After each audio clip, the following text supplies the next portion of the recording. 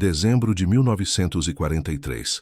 O leste congelado da Europa gemia sob o peso de um inverno implacável, mas para as forças do Terceiro Reich havia um calor gélido de confiança, uma chama de otimismo alimentada por uma nova e terrível promessa. Este era o ápice do poderio bélico alemão, um momento de grandiosidade e terror, onde a engenharia humana buscava desafiar a própria natureza da guerra. Nos campos brancos e silenciosos, a neve recém-caída parecia engolir os sons, mas o ar tremia com uma expectativa sombria. O cheiro de diesel e metal gelado pairava, misturando-se ao odor pungente da terra congelada. Na mente do Führer, nas fábricas fumegantes da Alemanha, havia nascido uma nova besta, um gigante de aço, um predador blindado que prometia reverter o curso da guerra, esmagar a resistência e selar o destino de um continente. Era o Panzerkampfwagen VI Ausf. B, o King Tiger. Não era apenas um tanque, era uma declaração, uma fortaleza móvel equipada com um canhão de 88 mm que podia rasgar qualquer blindagem inimiga a quilômetros de distância. Suas esteiras pesadas prometiam transformar florestas em trilhas e cidades em ruínas. A propaganda o glorificava como uma arma maravilhosa, uma Wunderwaffe, capaz de virar o jogo. Os oficiais alemães, em seus mapas salpicados de neve e café, traçavam linhas de avanço com uma convicção quase religiosa. Acreditavam que o King Tiger era invencível, a manifestação de sua vontade de poder. O otimismo era palpável, um manto pesado sobre os ombros de soldados exaustos, mas agora reenergizados pela visão desses monstros de aço.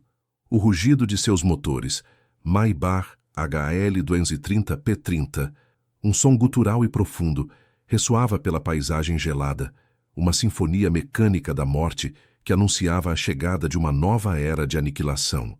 Era uma era de ambição desmedida, de confiança cega no poder do aço e do fogo. Mas o preço dessa ambição, o custo desse otimismo, ainda estava por ser pago. O inverno russo, implacável e traiçoeiro, observava. As vastas estepes, antes palco de vitórias rápidas, guardavam segredos gélidos. O destino desses gigantes estava entrelaçado não apenas com a bravura dos homens que os tripulavam, mas com a fúria indomável da natureza e a resiliência inquebrantável do espírito humano. Inscreva-se agora e junte-se à nossa legião de historiadores para vivenciar o passado, para compreender como a ambição pode congelar o futuro. E então, o avanço começou. Os King Tigers emergiram da névoa gélida como fantasmas metálicos, suas silhuetas imponentes contra o horizonte pálido. Com uma ferocidade implacável, eles se moveram. A terra tremia sob suas 70 toneladas de aço. O chão congelado, antes silencioso, agora gemia sob o peso de cada monstro. O cheiro de pólvora e metal aquecido começou a substituir o aroma da neve. As primeiras linhas inimigas foram varridas. Os canhões de 88 mm uivavam, cuspindo morte e destruição. A cada disparo, uma explosão de chamas rasgava o ar, e o eco se perdia nas florestas densas e brancas. Soldados alemães, abrigados atrás da blindagem quase impenetrável, sentiam um misto de terror e exaltação. A guerra, para eles, parecia agora uma questão de tempo. Cidades eram capturadas, vilarejos varridos do mapa, transformados em escombros fumegantes em questão de horas. A Blitzkrieg, a guerra relâmpago, ganhava uma nova face, mais pesada, mais devastadora. Os King Tigers eram a vanguarda de uma onda de destruição, um punho de ferro que esmagava tudo em seu caminho. As tropas soviéticas, muitas vezes com armamentos inferiores, eram apanhadas de surpresa, suas defesas desintegrando-se sob o impacto. O progresso era rápido, brutal. Cada quilômetro conquistado reforçava a crença na invencibilidade dessas armas maravilhosas. Mas a cada avanço, o inverno apertava seu abraço e a paisagem se tornava mais desoladora, mais hostil. Um presságio silencioso. Mas a cada avanço, o inverno apertava seu abraço e a paisagem se tornava mais desoladora, mais hostil. Um presságio silencioso. Aquele otimismo, antes tão sólido quanto a blindagem do King Tiger, começou a se fragmentar sob o peso de um inimigo invisível, implacável, o General Inverno. As temperaturas despencaram. O vento sibilava como um lamento fantasmagórico, cortando a pele, congelando a alma.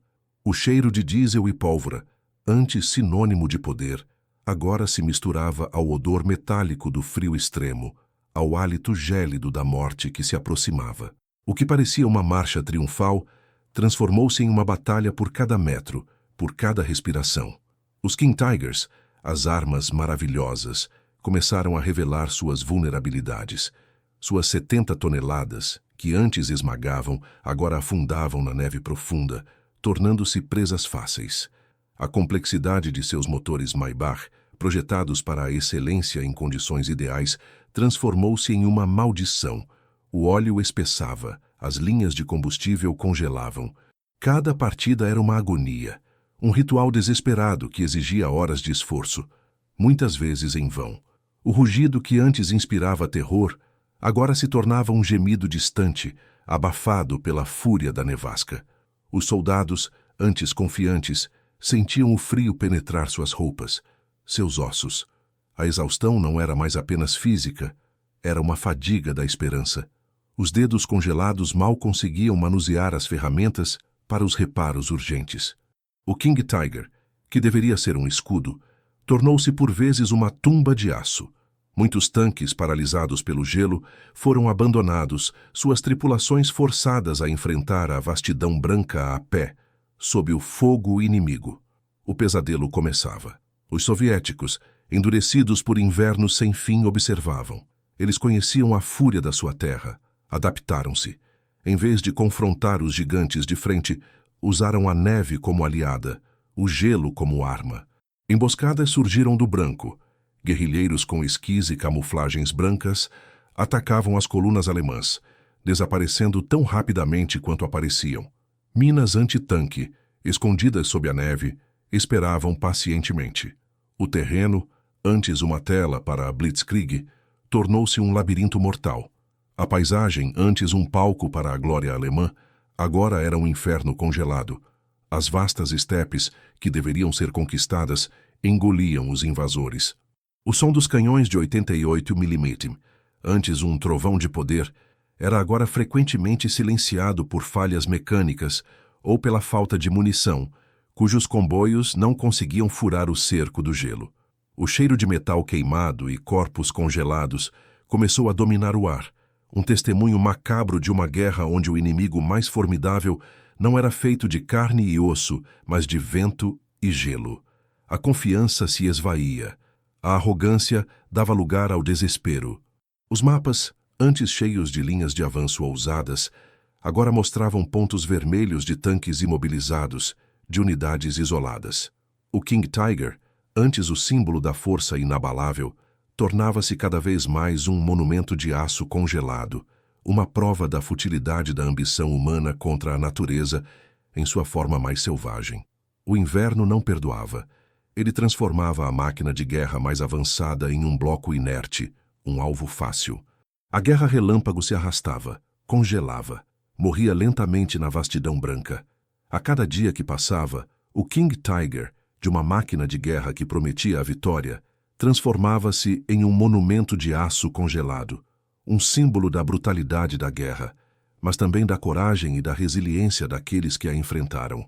Cada ruína é um grito contra a guerra, cada tanque abandonado um lembrete eterno do sangue na neve. A história nos ensina que nem mesmo o maior poderio militar pode superar a força da natureza e a determinação humana. A guerra relâmpago havia morrido na vastidão branca, e o que restava era a brutalidade crua do conflito, um inferno congelado onde cada metro era disputado com sangue e desespero. Os King Tigers, antes símbolos de avanço imparável, agora eram fortalezas sitiadas, seus cascos de aço servindo de abrigo precário para homens que lutavam não mais por glória, mas pela sobrevivência em um cenário de horror indizível. O cheiro de diesel e pólvora dava lugar ao odor pungente de carne queimada, metal retorcido e a acidez do suor congelado misturado ao medo. Dentro dos tanques, o frio era tão implacável quanto fora. Os motores, quando funcionavam, mal conseguiam aquecer o interior.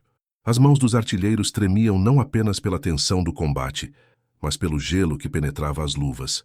Lá fora, a infantaria alemã, antes protegida pela aura de invencibilidade dos gigantes, via-se em combates corpo a corpo na neve profunda, onde baionetas e pás se tornavam armas primárias. Gritos de dor e ordens abafadas ecoavam, misturando-se ao estalo seco dos fuzis e ao som oco de granadas explodindo em montículos de neve. Os soviéticos, transformados pela fúria de defender sua terra, surgiam do branco como fantasmas. Com suas submetralhadoras PPS Glock 41, eles se aproximavam dos tanques imobilizados, buscando os pontos fracos, arremessando coquetéis Molotov que explodiam em chamas alaranjadas contra o aço cinzento. Os King Tigers, com sua lentidão e complexidade, revelavam-se vulneráveis em ambientes tão hostis. Seus canhões de 88 cm, projetados para abater alvos a longa distância, eram menos eficazes contra a infantaria ágil que se esgueirava pelas trincheiras improvisadas na neve. O sofrimento humano atingia proporções épicas. Soldados de ambos os lados sucumbiam não apenas às balas, mas ao frio lancinante. Congelamento, gangrena, hipotermia. Esses eram inimigos tão mortais quanto qualquer exército. Os hospitais de campanha, improvisados em celeiros ou ruínas, estavam superlotados, o ar pesado com o cheiro de antissépticos e a agonia dos feridos. Muitos não chegavam lá. Seus corpos, rígidos e pálidos, eram empilhados na neve, à espera de um enterro que talvez nunca viesse. O horror estampado em seus rostos congelados era um testemunho silencioso da crueldade da guerra no inverno. Cidades e vilarejos, antes vibrantes, eram agora meros esqueletos de concreto e madeira, suas ruas pontilhadas por escombros e crateras de bombas. A fumaça escura de edifícios em chamas misturava-se à névoa gélida, obscurecendo o sol pálido. Civis, muitos deles mulheres e crianças, tentavam sobreviver em porões úmidos e escuros, famintos, aterrorizados. O som constante da artilharia e dos tanques, um lembrete cruel de que a morte estava sempre à espreita. Seus olhos vazios, fixos na escuridão, refletiam a perda de tudo o que conheciam. A perspectiva alemã era de desilusão crescente. A confiança inicial nos King Tigers havia se transformado em uma amarga compreensão de suas limitações. Cada avaria, cada tanque abandonado ou destruído, era um golpe na moral, um lembrete da falibilidade da tecnologia contra a fúria da natureza e a resistência implacável. Os comandantes, antes orgulhosos, agora enfrentavam a dura realidade de relatórios de perdas crescentes, de linhas de suprimento cortadas pelo gelo e pela guerrilha soviética. O isolamento começava a se instalar, transformando o vasto teatro de operações em uma série de bolsões de resistência desesperada. Para os soviéticos, a luta era uma questão de tudo ou nada. Eles lutavam pela própria existência de sua pátria. Cada emboscada bem-sucedida, cada King Tiger imobilizado ou destruído, era uma pequena vitória que alimentava sua resiliência. Eles aprenderam a caçar esses gigantes, a usar o terreno a seu favor, a esperar o momento certo para atacar. O som de um canhão antitanque de 45 metros, antes ineficaz, agora era uma melodia de esperança quando atingia um ponto vulnerável do King Tiger, ou quando seus projéteis perfuravam as laterais de um blindado preso na neve. A guerra não era mais um avanço, mas um cerco constante, onde a linha entre caçador e caça se tornava tênue e a vastidão branca se fechava como uma armadilha mortal. O cerco, uma vez invisível, agora apertava seus laços com uma crueldade gélida. Para os homens dentro dos King Tigers e para a infantaria que os acompanhava, a realidade era de um isolamento crescente. As linhas de suprimento, já precárias, eram agora alvos constantes da guerrilha soviética e da fúria do inverno. O rugido dos motores, antes um símbolo de avanço, tornava-se um lembrete amargo da necessidade desesperada de combustível, que chegava em quantidades cada vez menores, ou não chegava. O cheiro de diesel queimado, um aroma de poder, era substituído pelo odor acre da privação. A escassez era uma praga. A munição para os poderosos canhões de 88 mm, antes abundante, era racionada. Cada projétil, um tesouro. A cada disparo, uma decisão pesada. E a comida? Ratos famintos nos porões pareciam ter mais sorte. As rações diminuíam, a fome roía os estômagos e a esperança. A desnutrição tornava os soldados alemães mais vulneráveis às doenças, ao frio, à desesperança. O pão congelado era uma delícia rara. Muitas vezes era apenas neve derretida e a amarga certeza de que a ajuda não viria. O impacto nos civis era ainda mais devastador. Em vilarejos isolados, cercados pela neve e pelo conflito, a vida era uma luta diária contra a morte. Famílias inteiras se espremiam em abrigos improvisados, aterrorizadas pelo som de combates distantes e pela ameaça constante de ambos os lados. Não havia para onde fugir.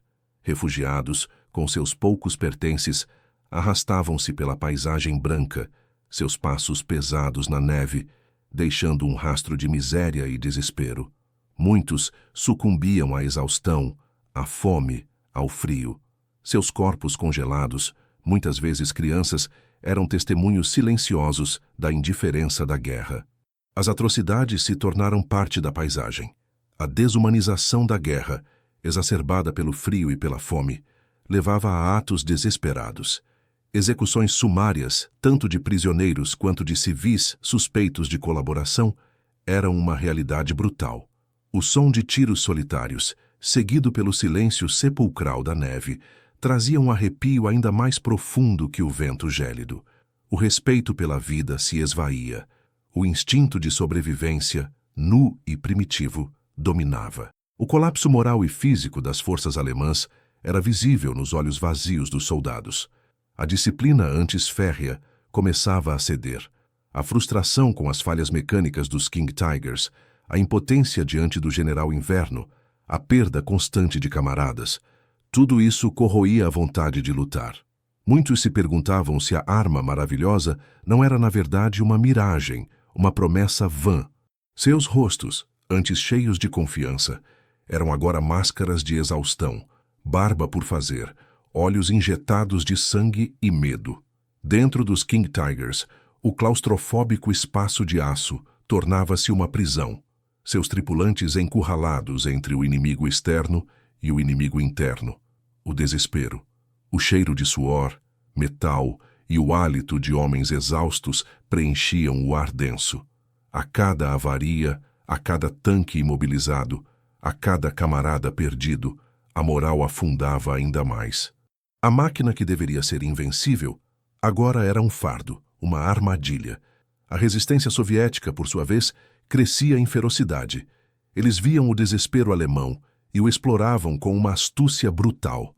Com os King Tigers paralisados ou lentos, os caçadores de tanques soviéticos se tornaram mestres em se esgueirar pela neve, utilizando a camuflagem branca e o conhecimento do terreno. Minas, armadilhas, emboscadas noturnas, cada tática era um golpe na moral alemã. O som de uma explosão distante ou o uivo de um projétil antitanque era um lembrete constante de que a vastidão branca havia se tornado um campo de caça e os King Tigers, antes predadores, agora eram a presa. O inverno não era apenas um inimigo, era um cúmplice dos soviéticos, transformando a paisagem em um labirinto de morte. As estradas, antes rotas de avanço, eram agora corredores da morte, onde comboios eram emboscados e tanques ficavam presos. O isolamento era total. O cheiro de pólvora e metal queimado era agora misturado ao de madeira úmida e fumaça de fogueiras improvisadas, onde soldados tentavam, em vão, afastar o frio que os espreitava. A armadilha estava fechada, e os gigantes de aço, antes símbolos de poder, estavam presos em seu abraço mortal. A armadilha estava fechada, e os gigantes de aço, antes símbolos de poder, estavam presos em seu abraço mortal. A pressão soviética tornou-se insuportável. Para o Major Erich von Sturm, comandante de um batalhão de King Tigers, a realidade era um punho de ferro que apertava sua garganta. Seus homens estavam exaustos, famintos, e a moral, antes sustentada pela fé na Wunderwaffe, agora se desintegrava como gelo sob o sol. Ordens de Berlim exigiam que mantivessem a posição, que não cedessem 1 centímetro, mas a cada manhã o frio levava mais homens, e os relatórios de avarias dos tanques eram um lamento constante. O cheiro de metal congelado e o odor fétido de corpos não lavados preenchiam o ar de seu bunker improvisado. A decisão era impossível, mas inevitável. Von Sturm sabia que a aniquilação total era uma questão de dias, talvez horas. Seus tanques, imobilizados ou com pouquíssimo combustível, eram alvos gigantescos. A única esperança era uma tentativa desesperada de fuga, um último e brutal contra-ataque para abrir uma fresta no cerco. Era uma missão suicida, uma aposta tudo ou nada contra o Inferno Branco. Em 15 de janeiro, sob um céu cinzento que prometia mais neve, a ordem foi dada. Wir brechen aus. Vamos romper. O rugido dos motores Maybach, forçados ao limite em temperaturas abaixo de zero, rompeu o silêncio sepulcral. 6 King Tigers, os últimos de uma companhia outrora orgulhosa, tentaram abrir caminho através de uma linha soviética fortificada. As esteiras pesadas esmagavam o gelo e a neve, seus 70 toneladas de aço parecendo ainda mais lentas e vulneráveis na vastidão branca. O som dos canhões de 88 mm, antes um trovão de poder, agora parecia um grito rouco de desespero, disparando projéteis que rasgavam o ar gelado, buscando um ponto fraco na defesa inimiga. Mas os soviéticos estavam preparados. As linhas de defesa eram um labirinto de trincheiras camufladas, ninhos de metralhadoras e canhões antitanque de 76 mm, habilmente escondidos na neve. O inferno se abriu. Projéteis soviéticos ricocheteavam nos cascos blindados dos King Tigers, criando um coro metálico de impacto. O cheiro de pólvora queimada e óleo diesel misturava-se ao odor acre de metal superaquecido. Soldados alemães, a pé, tentavam acompanhar os tanques, seus gritos de comando abafados pelas explosões e pelo uivo do vento. Um King Tiger, atingido repetidamente na lateral, parou abruptamente. Uma explosão interna. Fumaça preta e espessa jorrou das escotilhas. O cheiro de carne queimada e metal fundido era insuportável. Os homens dentro, carbonizados, não tiveram chance. Outro, com a esteira danificada por uma mina, girou em círculos, o canhão de 88 mm disparando descontroladamente antes de ser imobilizado por uma barragem de artilharia. Seu casco, antes uma fortaleza, transformou-se em uma armadilha mortal. O Major von Sturm, em seu próprio King Tiger, observava o caos. Seus olhos, antes cheios de determinação, agora refletiam a amarga verdade. A fuga era impossível. A cada metro avançado, o custo humano era terrível. Corpos congelados jaziam na neve, alguns ainda segurando seus fuzis, outros com as mãos estendidas, como se buscassem um calor que nunca viria. Prisioneiros, com as mãos na cabeça, eram arrastados pelos soldados soviéticos, seus rostos pálidos de frio e terror. A ordem de retirada, quando finalmente veio, não foi de Berlim, mas do próprio von Sturm, sussurrada em um rádio com estática e desespero. Era uma traição ao juramento, mas uma necessidade para salvar o que restava de seus homens. Os King Tigers restantes, feridos e lentos, recuaram sob fogo pesado, cada metro uma agonia. A arrogância do poderio bélico alemão havia se desfeito na neve e no sangue. O custo humano era imensurável. Centenas de mortos, feridos, congelados. Dezenas de King Tigers, antes símbolos de invencibilidade, agora eram esqueletos de aço retorcido, monumentos silenciosos a uma ambição congelada.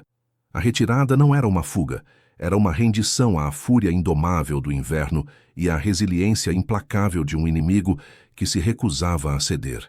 O fim do avanço, o fim da esperança, estava selado na vastidão branca. A retirada não era uma fuga, era uma rendição à fúria indomável do inverno e à resiliência implacável de um inimigo que se recusava a ceder. O fim do avanço, o fim da esperança, estava selado na vastidão branca. Para os poucos que sobreviveram àquela tentativa desesperada de rompimento, o inverno não havia terminado de cobrar seu preço. O Major Erich von Sturm, um homem que partira para a guerra com a convicção de uma vitória rápida e esmagadora, era agora uma sombra de si mesmo. Seus olhos, antes cheios de fogo, estavam opacos, marcados por visões de King Tigers fumegantes e corpos congelados na neve. Ele e seus homens, os que conseguiram escapar do cerco soviético e do abraço mortal do frio, arrastavam-se de volta para as linhas alemãs, não como heróis, mas como fantasmas. O cheiro de derrota e desespero grudava em suas roupas, em sua pele, em suas almas. O silêncio, quando não havia o som da artilharia, era preenchido pelos gritos dos feridos, pelos gemidos dos que sucumbiam à gangrena e à hipotermia. A guerra havia transformado esses homens em cascas vazias, assombradas pela vastidão branca e pelos monstros de aço que haviam se tornado suas prisões.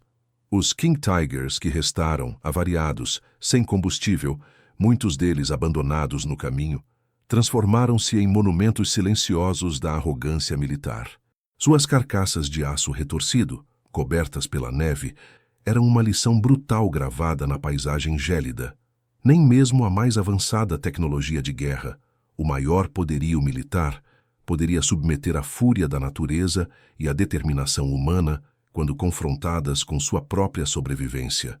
A lição era clara: a confiança cega na superioridade tecnológica, sem considerar o terreno, o clima e o espírito do adversário, era um caminho para a catástrofe. O rugido que antes prometia vitória, agora era um eco de futilidade. Para os soviéticos, a vitória sobre os King Tigers no inverno não foi apenas um triunfo tático, foi uma reafirmação de sua resiliência inquebrantável. Eles haviam defendido sua terra, não com a mesma tecnologia, mas com astúcia, coragem e um conhecimento íntimo de seu ambiente hostil. Os caçadores de tanques soviéticos, os guerrilheiros que emergiam da neve, tornaram-se lendas. Eles provaram que o espírito humano, quando levado ao limite, podia superar o aço e o fogo. O cheiro de vitória, para eles, era o do fim do cerco, o do recuo do inimigo. O impacto psicológico e simbólico da campanha dos King Tigers no inverno foi profundo.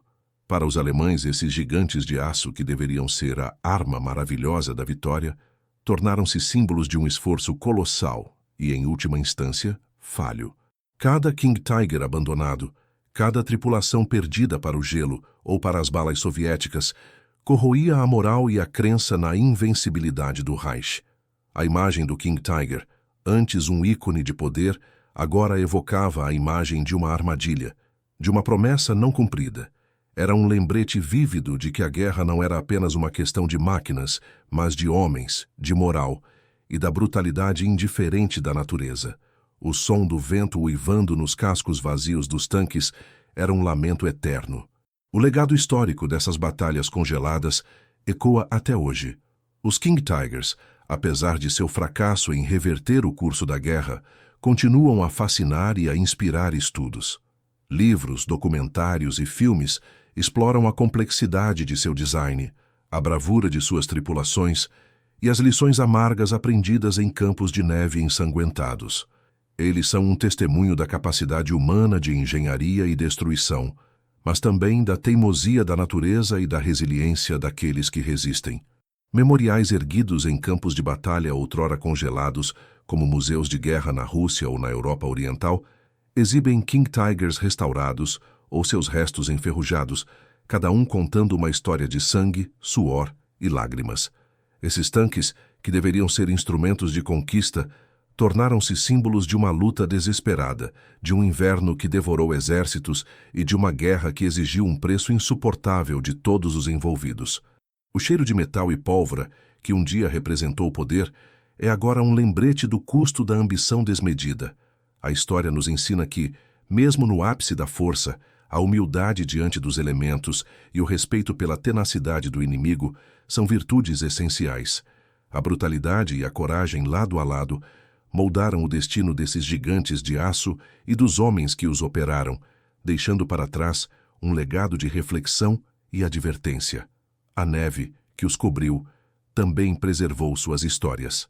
Assim, o King Tiger, de uma máquina de guerra que prometia a vitória, transformou-se em um monumento de aço congelado, um símbolo da brutalidade da guerra, mas também da coragem e da resiliência daqueles que a enfrentaram. Cada ruína é um grito contra a guerra, cada tanque abandonado um lembrete eterno do sangue na neve. A história nos ensina que nem mesmo o maior poderio militar pode superar a força da natureza e a determinação humana. A vastidão branca do inverno russo não foi apenas um palco para o conflito. Foi um juiz implacável revelando a fragilidade da ambição humana e a indiferença do destino.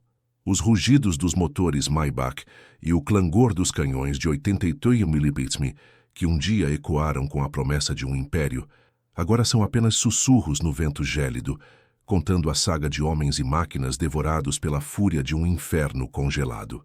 As lições desses King Tigers, presos no gelo e na neve, são atemporais.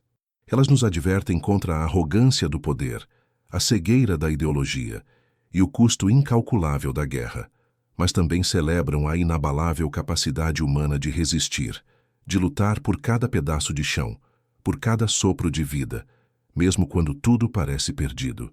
O cheiro de pólvora e metal queimado, que outrora marcou a paisagem, agora se dissolve no ar, mas a memória de seus sacrifícios e a advertência de seus erros permanecem.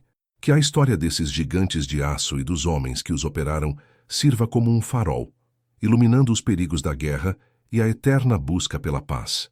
Curta, compartilhe e inscreva-se para mais histórias épicas da história. Qual batalha você quer ver a seguir?